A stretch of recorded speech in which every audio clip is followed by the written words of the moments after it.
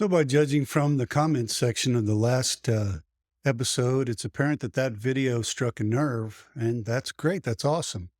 That's what we want. That's how we help each other. We in the X generation, take it in the shorts generation, and it looks to me like once again we're being asked to take it in the shorts once again, or at least I think so. I saw some comments on last week's episode from some people who didn't believe or don't believe all of the AI hype. And I hope it isn't true. I mean, I hope that AI isn't going to be something that causes the destruction of our economy as we currently know it, so to speak. Um, I'm not a billionaire. I'm not in the billionaire boys club that meets every Thursday morning at Denny's and has breakfast together and plots the direction mankind's going to take. But I'm guessing you don't either, so we're kind of in the same boat.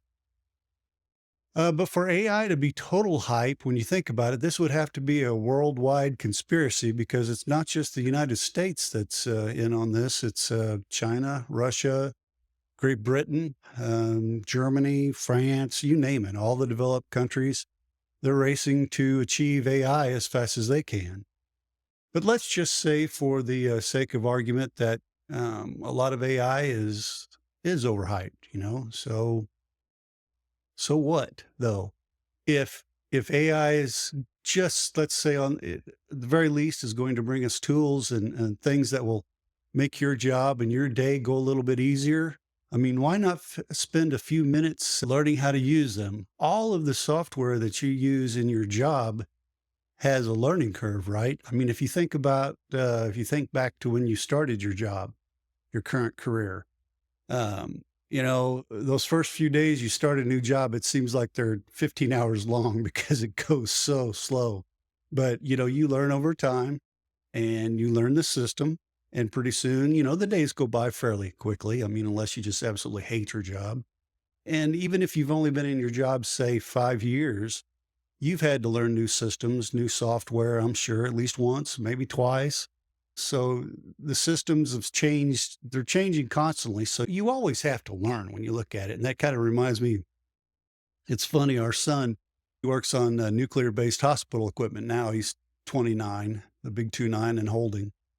He thinks 30's old. Um, this is a kid who absolutely hated school. The kid that sat in his truck in the high school parking lot every morning until the last possible second and then ran for the door so he wouldn't get tardy. He went to a 2-year school, tech school, because he thought it'd be easier. Ha! It was not easier. He ended up in what turns out to be one of the top, if not the top, tech schools in the country. Uh, not by choice. They crammed 4 years of an electrical engineering down his throat in 2 years. And when I say crammed, I mean crammed. That kid was in every help session, every tutoring session, not because, he's one of those kids that's smart, but he just didn't try, didn't care. In fact, when my wife told him, I'll never forget this. We always talk about this. When she told him he jumped from number, I don't know what it was, 62 in his class to number 45. His words were, "What, did everybody stop trying?" So anyway, my point is, here's a kid that didn't like school. And now, because of his job and working on hospital equipment and these nuclear based machines, he's always in school. He's always in training. I mean, technology keeps changing, so he has to go back to class, learn more about the new systems, So it's funny that the kid that tried to get out of school is now in school almost on a constant basis. And I bet if you look back and you think about it, you too are probably in some kind of training most of the time in your current job. So again, why not stick around here, learn with us? And, it's better than what's on TV right now. My gosh, some of that stuff. I mean, MTV, for example, what the heck is that? What happened to music television? I mean, see, the take it in the shorts generation, MTV as we know it's gone, no more MTV, no more Twisted Sister. And if you get that joke, you're as old as me. The data shows workers who adapt to AI early are earning 40% more than their peers. That's not just a statistic. That's the difference between worrying about bills and planning your next vacation. The best time to prepare for change is before it forces your hand. Yeah, and that's exactly what we're doing today. No complicated tech talk, no confusing jargon, no MTV, just practical real world tools that can help secure your future. One more thing, real quick, before we dive in, if you don't mind. Some of this is going to be very basic to a lot of you, but I would appreciate it if you have time to stick around. If you don't understand, but if you do, please stick around. The reason is I was extremely grateful with the help some of you shared with others in the comments section last week. Some of you have a lot more experience with this than the rest of us. And if we're going to get through all this, we've got to do it together. And that was nice to see last week. And I appreciate it. And thank you. It's exactly what we need to ensure that we, as a generation, to continue to grow and to thrive and be heard. You know, we are the generation that's known for being adaptable, but damn it, we don't have to just roll over and quit. You know, okay. Yeah. Okay. Enough of that. Did you ever see that movie? It was Hidden Figures. And, you know, those women were called the computers. They were the computers, you know, and then that main computer, that big computer that was in that room, they couldn't figure out how to use it. And that one lady, she went in there and she saw what it was called, right? And then she got a book, checked out a book from the library and learned the system, taught others in her group the system. That's us. That's us right now. They took it upon themselves to learn what they needed to know. So then when it became time, they were indispensable once again. The NASA people thought they were going to get rid of the computers. Didn't happen. The computers took over that system, had to teach everybody else. Okay, so the first tool we're going to talk about today is ChatGPT. Now, before your eyes glaze over, there's some things that you can learn about ChatGPT. And again, if you know about it, please stay around, help the people in the comment section. I would appreciate it. But let's say you're in a meeting, okay, and it's going good, but all of a sudden your boss says, hey, I need you to come up with this report analyzing last quarter's numbers. You know, it's one of those big assignments that's going to just destroy the rest of your afternoon and maybe the next day, and he wants it by the end of the day tomorrow.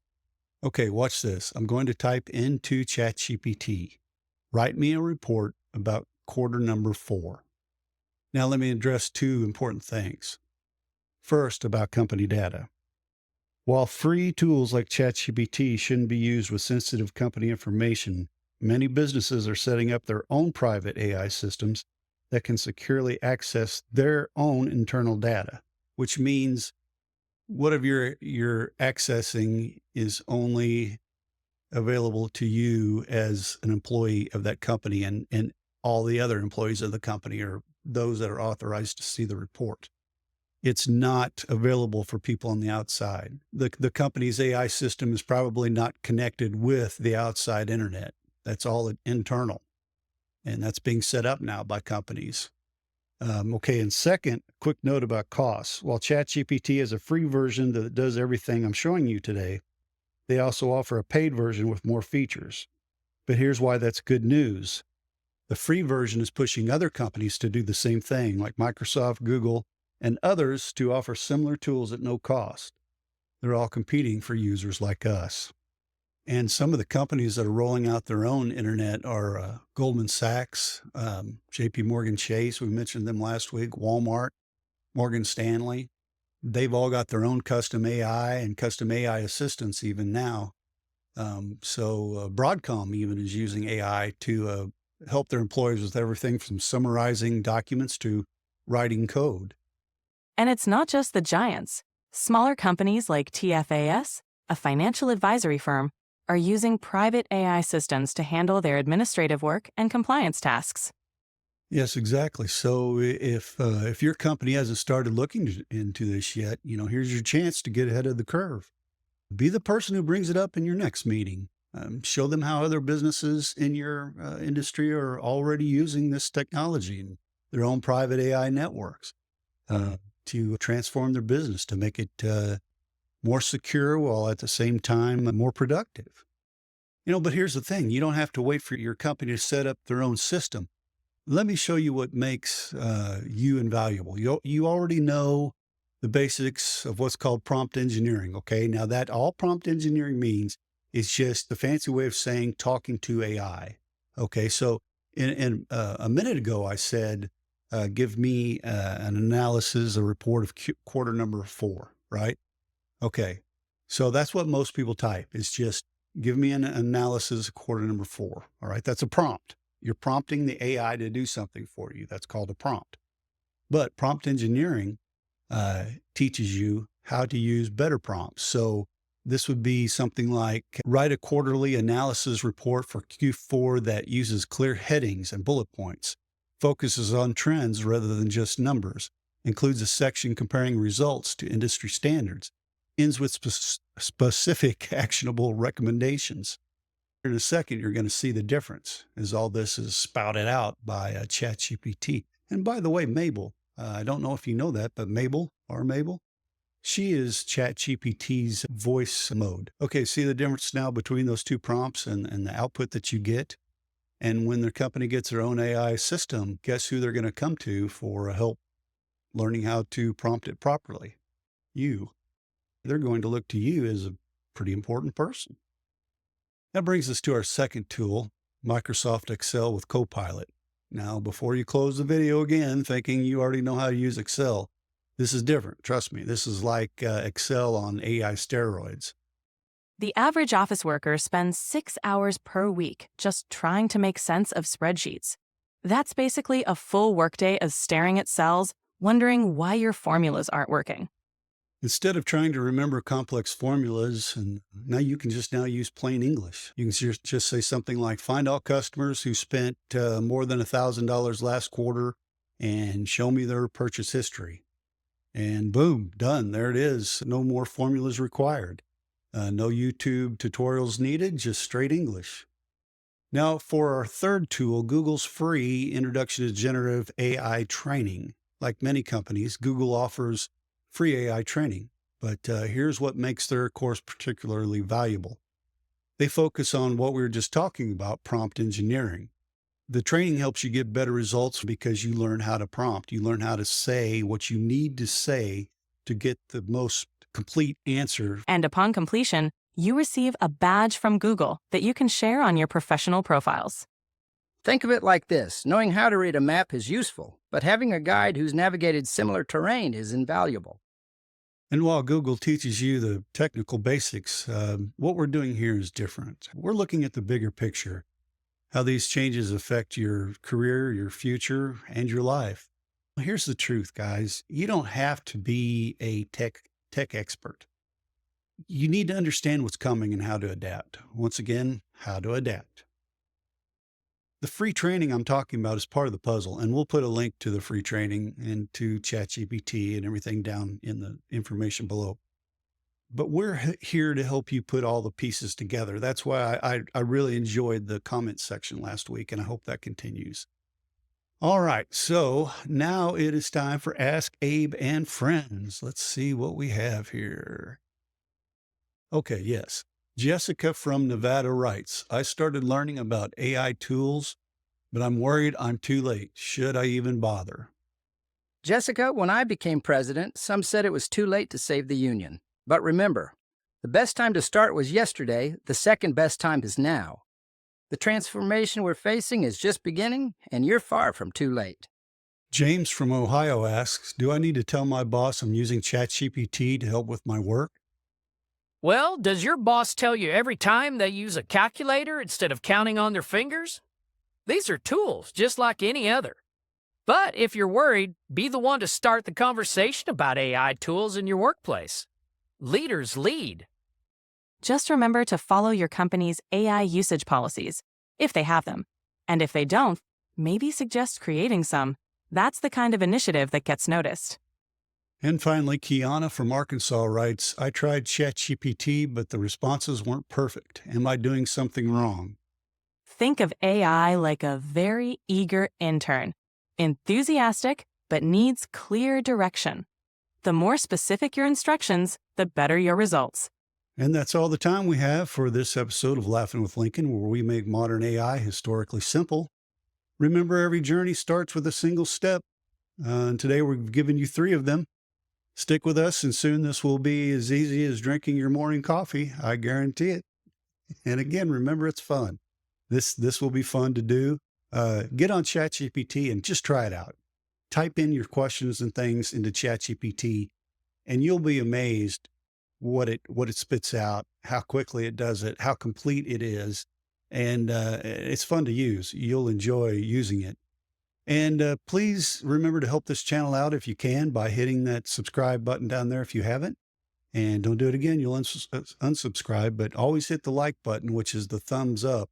You can do that each video, and I would appreciate it if you do.